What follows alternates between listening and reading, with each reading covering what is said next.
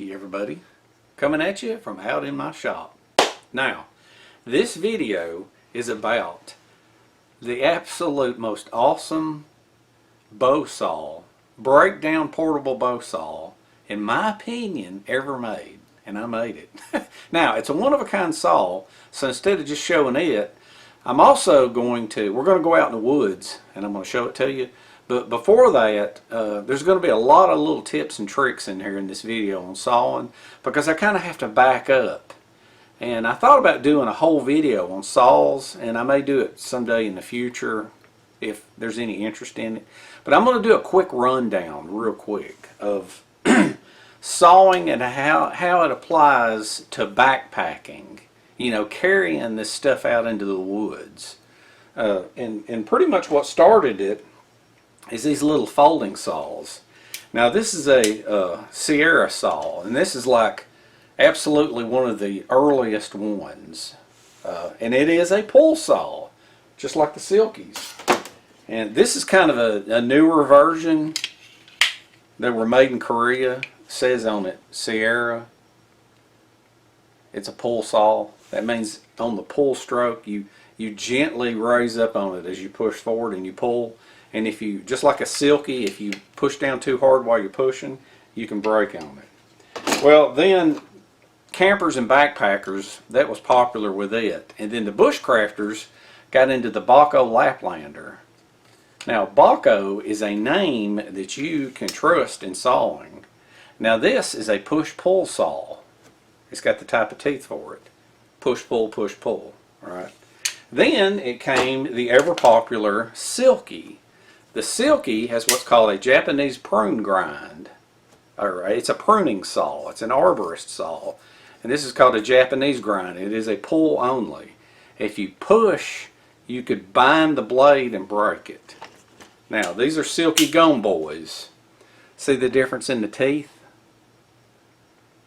You got large teeth and medium teeth. Generally, the large teeth is for green wood, and the medium teeth is for dry wood. Now, most campers and bushcrafters are going to be dealing with dry wood, you know, playing around with shelter frames, you know, and firewood and twig stoves and stuff. Survivalists are the ones that are going to be messing around with green wood, building beds, building shelters, you know, and then of course they will have firewood. But these little folding saws to me are meant for crafting and very small fires, you know. Now, and you can't say that this is a video trashing Silkies because I own 5 of them and I love them. They got 2 different sizes of the Pocket Boy, great for clearing branches and stuff for your tree stand or clearing little things for the trail. Then they've got the Gome Boy. They got a 240 and a 210. They've got medium teeth. They got large teeth. And then they got the Wicked Big Boy. And then they go on up to like the Zubot and the Canta Boy and all them. But the bigger the blade you get, the more chance you have of binding it. And they're super expensive. But this is a pull saw only. Alright. Now, like I said, this stuff is for tool making and crafting and small tiny little fires. But this is where you're starting to step up for the firewood. And I just don't know about this. It's the pull stroke only. Now, if you're going to get into some serious firewood, alright, you got to talk about bow saw. Because you can't carry a big backpack full of chainsaws. I know they work better, but you can't do it. Now, in Morris Kohansky's Bushcraft book, people think that a lot of my ideas are insane, or at least a lot of the stuff I used to do. So I'm going to quote Morris. Alright? A full-length stroke is worth 3 short ones that take twice the effort. Alright? Read that again. A full-length stroke is worth 3 short strokes that take twice the effort. Now that's where a big bow saw kicks in. But do you want to carry a big bow saw? No, you want to carry a little one. Now, this is a little bow saw, but to me this is a toy. It's a toy because this angle comes down right here. Bow saws work because you want to sew halfway down and then roll the log over and then saw the other half. Well, sometimes if it's so big you can't do that, you got to saw all the way through. Now, if you was going to saw all the way through, how much of a stroke are you going to get out of this? The best you could do is halfway, and you're not going to get much stroke out of it when you get down there. You're just wasting this part of the blade. So that little dip down there, I can't stand those things. If you're going to get one, you might as well get one that has got the full frame like this, because that way, whatever stroke is on there, you'll take advantage of. All right. Now this thing right here has got a little guard on it, so that you don't smash your little fingers. A lot of people remove that, but it doesn't matter because the blade stops right at it anyway. But see, this thing right here, for the weight, that thing doesn't cut it either for serious firewood. You might as well go ahead and carry a silky. So, years and years and years ago, I think in 1965, they came out with a Sven saw. Now, I'm not even going to unfold this thing. This thing, it's a super lightweight, and people backpacked with these things in the 60s and 70s for firewood. But put together, it's got this depth to it. And so I'm not a huge fan of this. Now, for the time, this was great. So, let's dip into modern times, and you got the Agawa Boreal. This is the Boreal 24. Now, for some bizarre reason, the most popular folding saw that they sell is the 21 inch. Now, this thing, it just folds out just like that right there. And then this thing comes up. Let's see if I can remember how to do this. And then this thing goes in here. That notch goes right in there. And then this pushes down. Alright, now, I've heard, I actually talked to one of the guys that works for this company, and he said that the 21 is the most popular saw. And I wanted a 24, and he said they don't sell many of these. And the other company, their competition, the Bob Distrude saw, they wanted to send one to Morris Kohansky, and they said that the most popular ones were like either 20 or something. I don't know. Anyway, he had them special make one longer, right? Because when you got a saw like this, not only are you using a longer stroke of your arm, but you've got more teeth doing the work. And that way, I don't know, just the longer the strokes, like Morris said, the longer the strokes, the same energy as 3 pulls of a little bitty short saw. But it's just like, I don't know, and it's like I say, the more teeth, the longer it lasts, okay? It's just, it's hard, it's, for big firewood and big fires, and even if you're going to build a little log cabin, you know, you're not going to take this and build a log cabin. You're going to have a bow saw. So that leads us up to our final. This is the 30-inch bow saw. This is a beast. It's gigantic. But it's got the only blades I buy is the Baco blades from Sweden. And that's why these are nicknamed Swede saws. But it's actually a bow saw. And it's got the full part right here. This thing will cut. It'll cut the full diameter that you see of a log if it's sitting on the ground. Or if you can get a log to roll over, you can cut half the diameter, roll it over, and cut the other half. That would be, see, that would be a huge tree, double this diameter. But who's going to backpack with this thing? All right. So that's where my saw comes in. Now we're going to go out in the woods, and I'm going to show it to you. And there's a few other little tips and tricks we're going to talk about. So anyway, that's the deal on bow saws. All right. Hope you learned a little bit of this now. So, like I say, we're going to go out in the woods, and finally you're going to get to see my saw.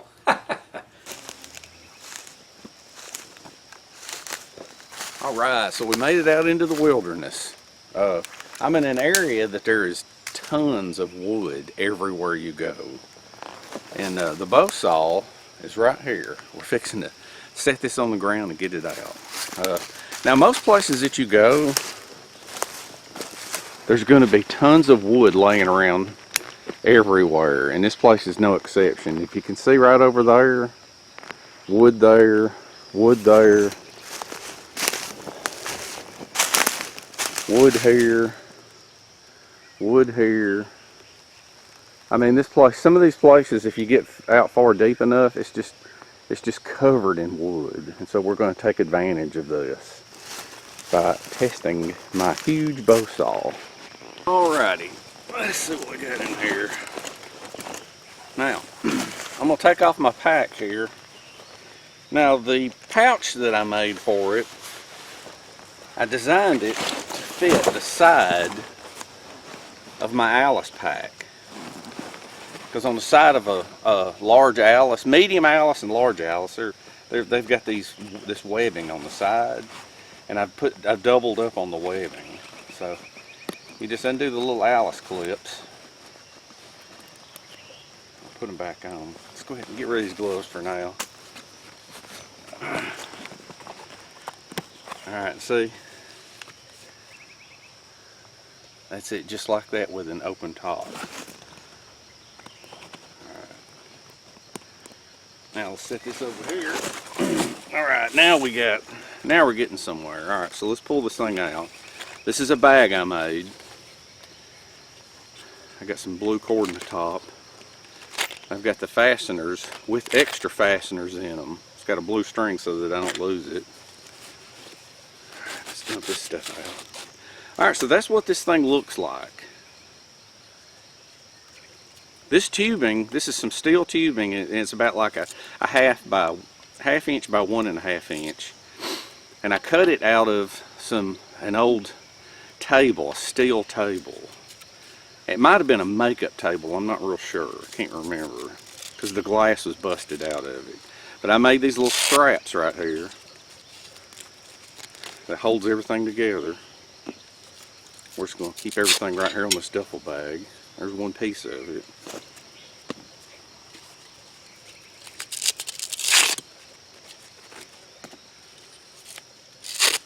Now this is pretty compact for the size that it is. I got this thing labeled with a dot.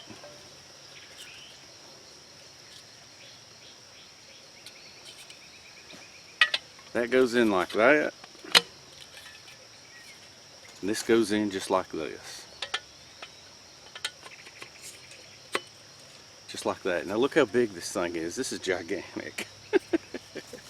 Now real quick, let's pull out this other bow saw. Now in the years past, bow saws could be bought in 24 inch, 30 inch, 36 inch, 42 and 48. Alright. Now with the advent of folding saws, silky saws and chainsaws, especially chainsaws, people have gotten away from them. So the biggest you can buy now is like a 30 inch, and that's what this is. And you can see from tip to tip, you get an extra 6 inches here. Alright, but you can still buy 36 inch blades. There used to be a company called G-Man that was selling blades that were 42 inch, I think, or 42, but they just wasn't selling enough of them, so they quit selling them. Now the blade, one other little tip. See where this first aid kit is? I always talk about putting a first aid kit up on the top of your pack. Well, try to carabiner it up at the top so that as you're hiking it don't fall all the way into the bottom. See, that way you've got it right here at the top, and you can just open it up and fold it out right here on top if you need it, especially if you have an axe. And I did bring a small camp axe because I have something to say about that too. Alright. Oh, and also brought a couple of silky saws. Now, I was going to paint this olive drab, but Nick thought it was cool to leave it like Oreo. Alright, now, the ways that you can carry your blade, you can either carry it in a special made pouch on your belt, or you can carry it in a walking stick, and I plan on making a PVC walking stick and cap each end. But another way is you can just put it in a metal tin. Now you have to be kind of careful when you do this, and so you can carry all your other little survival items in that tin, and you have to pull them out and see what you have to do is you have to lift up one end and hold with your thumb the other end, and this is the only way of getting it out without really hurting yourself. Alright, so let's put all this stuff back in here.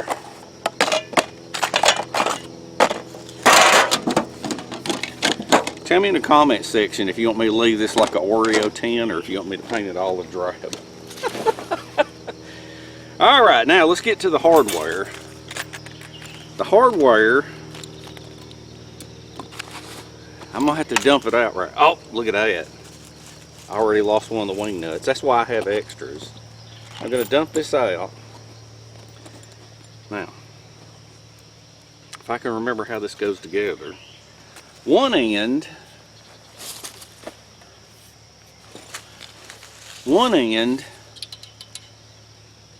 there's 2 holes, and you could use 2 holes if you wanted to. And I'm just going to slide that through just like that.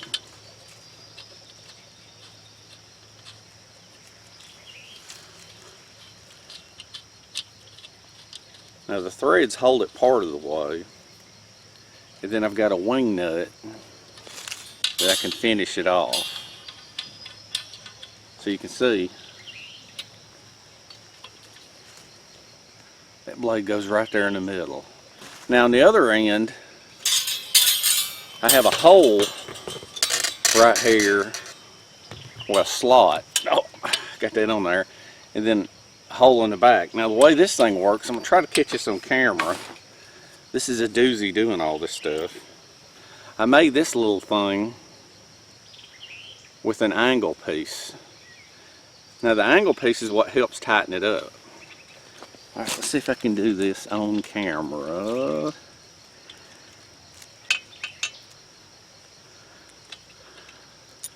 It's got the 2 little pegs and they're angled and they go right there. And then you have to slide this through and try to get it out the back just like that right there. Alright, now you put the little, since this is angled, I made this little angle piece that matches just like that. So you get another wing nut.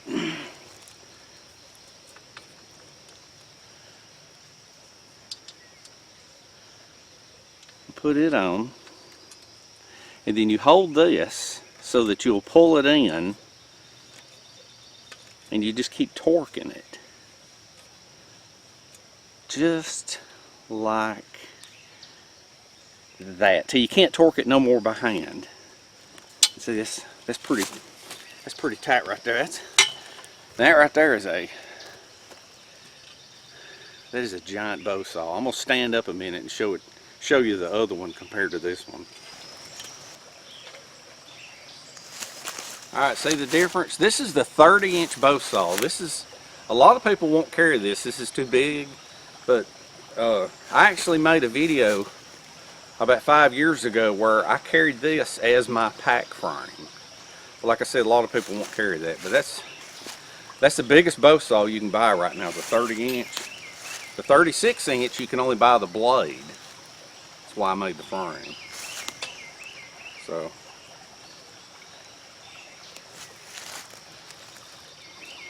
See how much bigger?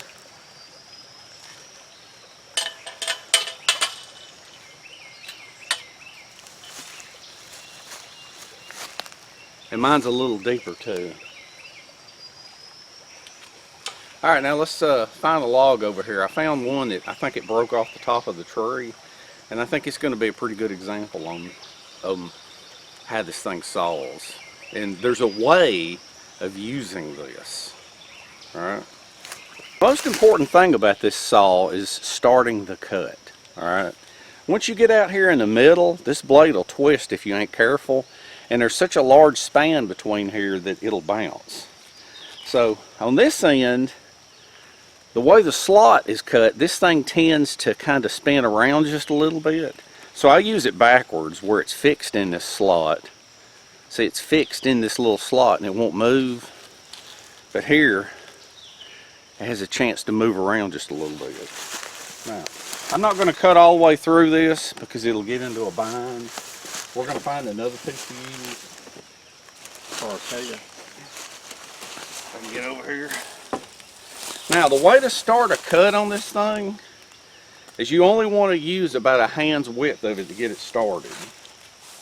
Alright. So you're going to support out here on the end.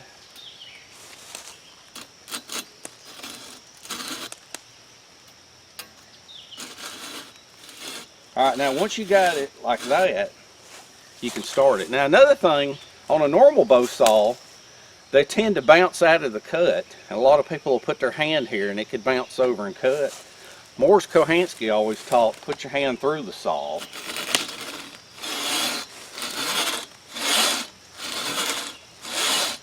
Now let me lift the camera up a minute.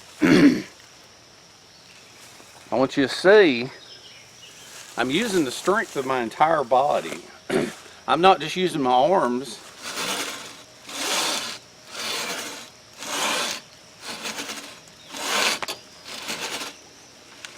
Now see, I'm already binding, so I'm going to stop. But that shows you I already went halfway through that log with very, very, very little effort. So, shelter building is one thing, but large amounts of firewood is another thing. So, what we're going to do now is I'm going to get a timer. Oh, wait a minute, I got one more little trick I'm going to show you. And then we're going to get a timer, and I'm going to time a silky saw versus my bow saw. Some people say that a bow saw is kind of overkill and hard to do small pieces, but there's an old trick that I think Ray Mears came out with it, to where you take the bow saw, and it's even easier with the big bow saw because you don't have to bend over as far. But what you do, turn it up so I can see what I'm doing. You take the bow saw and you kind of plant it at the part of a tree. You put your leg around it like that. You kind of balance it like that, and then that way you can just take the wood and see, just rub the wood like that. See, no big deal. That's another little trick for it right there.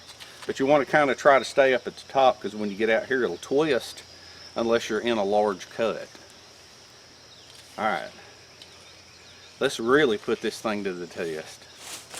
This looks like a good test piece because it's just a piece that's like broken off the top of a tree. It's what you'll typically find out in the wilderness. So what we're going to do, look, that's pretty soggy. I'm going to get another piece and put it under there. So what we're going to do is we're going to test a silky versus my bow saw. Now I got this little timer. I don't even know the name of this thing. I mean, this little stand. It looks like a little, I got it from the bargain bin. It holds a cell phone. It's like a pistol grip. But you can open it up like this. It becomes a tripod. So what we're going to do is I'm going to time myself. And I'm going to see how long it takes a silky. Now I'm going to try not to cheat on this thing. I'm going to try to,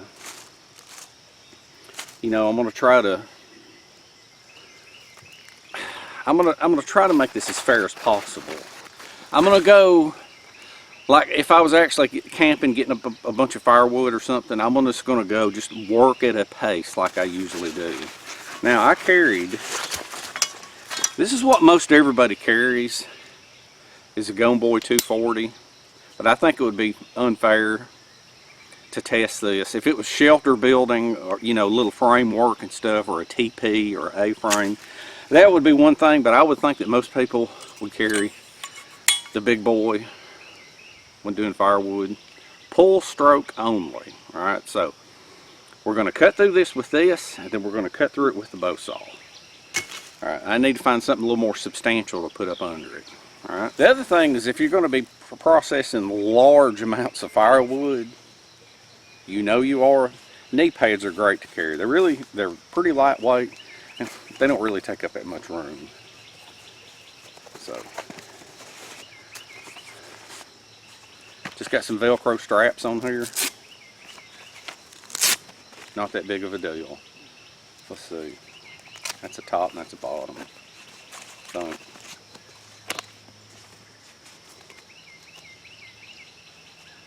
says U.S. Army on it, so I'm assuming this is the top. So put that on there. These are just so much more comfortable than sticking a knee in the mud or getting it in a rock. You know, they're padded, they keep your pants dry. There you go. Now put a little bit more substantial sticks underneath here to kind of hold it. So, all right, put the other knee pad on and let's get started. I got my timer on a stand right here. Now I'm gonna do this without gloves, both of them. All right, so this will be the stance that I typically take. Now I'm gonna stay off this cracked part and I'm gonna be right here. And I'm gonna back up enough that I can get the full stroke of the saw. Now this includes actually touching the wood, because as soon as you touch the wood with this, it starts sawing. That thing, you gotta kind of bumble around a little bit. All right, we ready? And as soon as this breaks off, I'm gonna stop that timer right there, all right?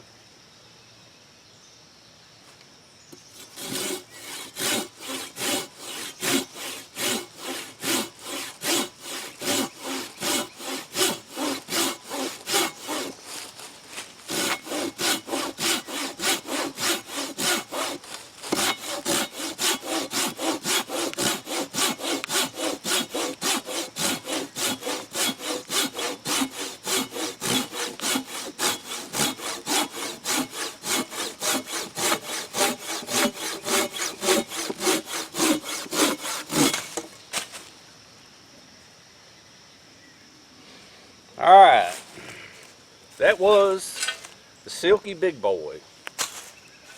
Now, as you can see, I didn't get into a hurry. I just did it like I always do it, and we have 37 seconds.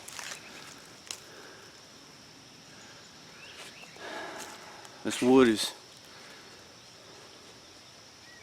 about 5 fingers large. Now, let's see what the bow saw does. Reset.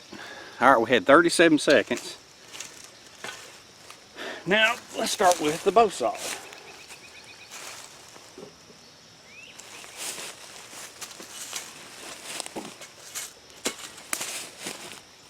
Look at that. Pine cones everywhere. That's where the knee pads come in. Alright, now I got to get to where I got to get far back enough that I can get the full stroke out of the saw. Alright, now like I said, start to finish, because you got to kind of bumble around to get this going. Alright, we ready?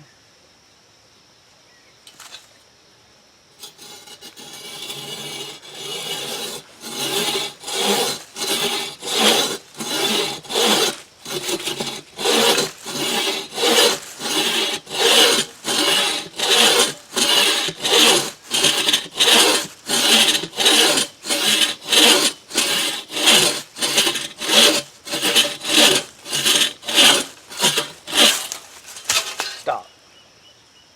Ah! Dadgummit.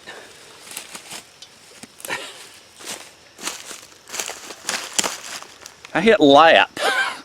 Well, it was at 29 seconds. Even with me bumbling around, it's still 31.6 seconds, which is faster than the Silky.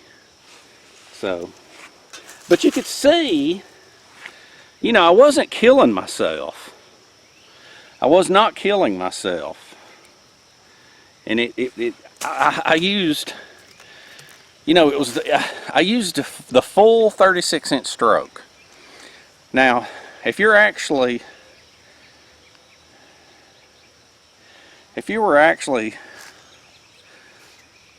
able to cut logs like over there where I was doing, you could stand up and use your full body stroke, and it would be even better to have a 36 or a 48-inch blade.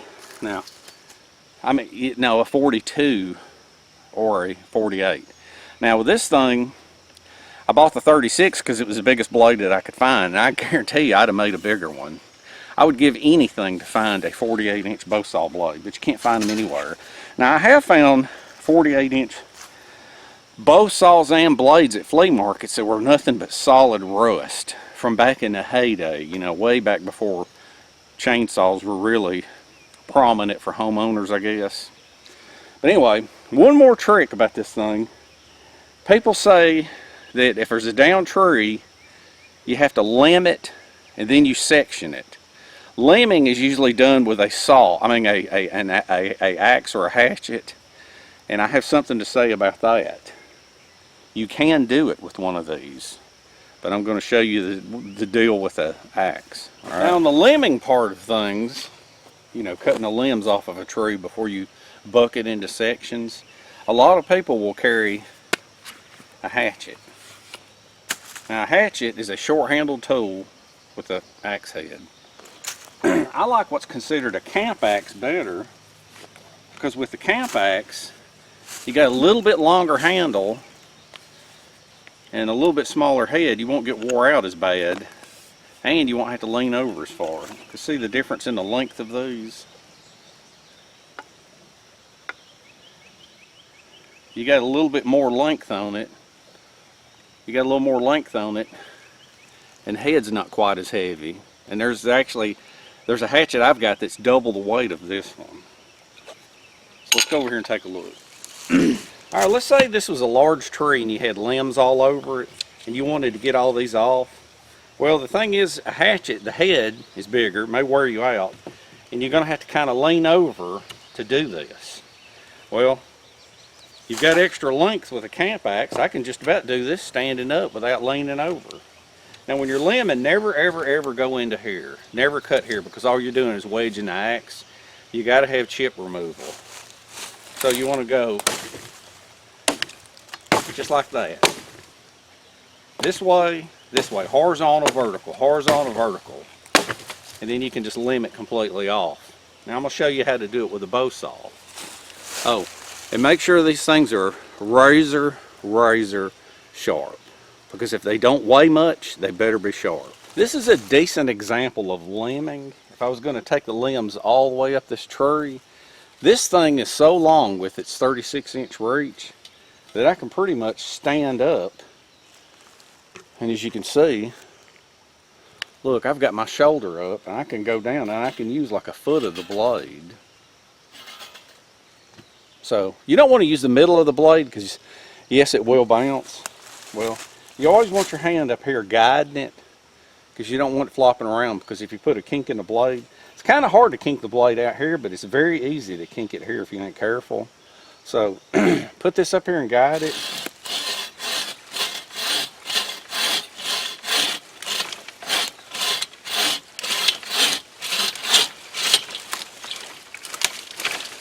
And it's starting to pinch, so I just hold it up.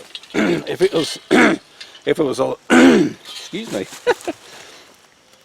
If it was a larger, more substantial log, it wouldn't be bouncing up and down than that. But I mean, you use that length right there for reaching out.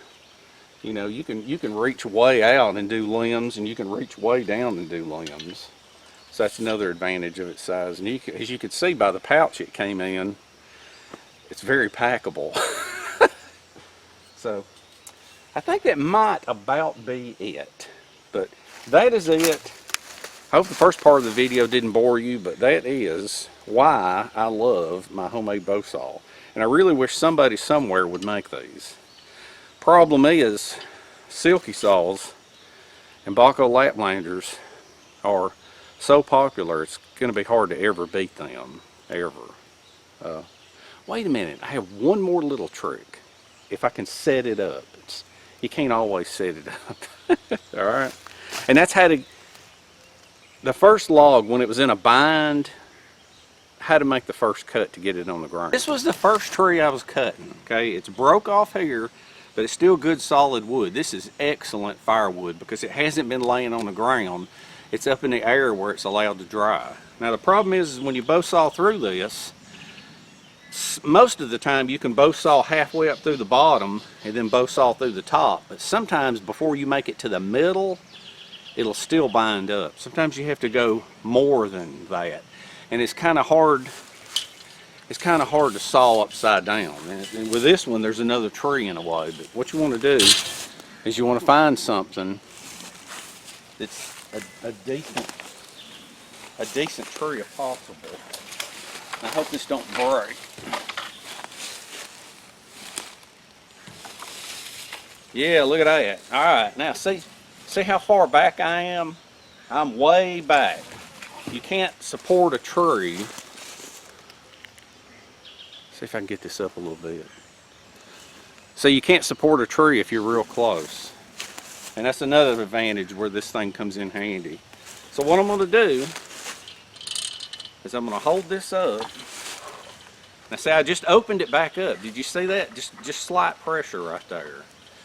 Because see, the saw is in a bind right now and I can't use it.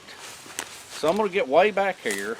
I'm about, my left hand is like 5 feet away from the log, and I'm using it as leverage. So I'm going to put leverage on it. See? No bind. And now I just pull it out. See, that's in a bind. That thing didn't even fall. There you go. And that is how it's done with a bow saw. Now, like I said, this is not a video trashing folding saws or silky saws. I love them. They have their place. But this video is to kind of educate you and open your eyes up that, yeah, there's other ways of doing things. There's just so many people on there that they're like, you know, oh, bring a silky and you can cut all the firewood you want. Well, there's options. You don't have to make a bow saw frame out of metal like I did. You can make them out of wood. And I wish there was enough interest generated in these blades that G-Man company would bring them back. Baco, as far as I know, 36 inch was as big as I could find. But I absolutely love this saw. This pretty much sums up why I love my giant homemade bow saw. Alright, hope you enjoyed it. Hope you learned a little bit. Explore your possibilities. Try different tools. Try different methods. Always be open-minded to new things. Take it easy, enjoy life, and we shall see you in the next one.